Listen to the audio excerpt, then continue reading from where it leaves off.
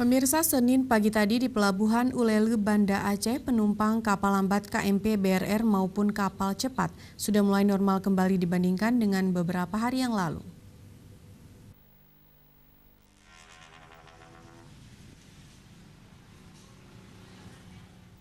Berdasarkan pantauan Aceh TV Senin pagi tadi di Pelabuhan Ulele, Banda Aceh, arus transportasi laut di penyeberangan Pelabuhan Ulele menuju Balohan Sabang dan sebaliknya sudah terlihat normal-normal saja terhadap jumlah penumpang dibandingkan dengan beberapa hari yang lalu.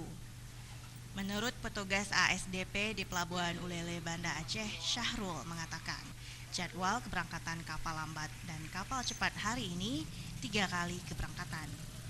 Ini dikarenakan jumlah penumpang yang ingin berlibur ke Sabang selama habis Hari Raya Idul Adha kemarin mengalami peningkatan, di mana untuk kapal lambat yang diberangkatkan yaitu KMP BRR dan KMP Tanjung Burang. Terkait dengan jadwal keberangkatan kapal hari ini yaitu jam 7.30 pagi dan jam 10.30 dan jam 15 waktu Indonesia Barat.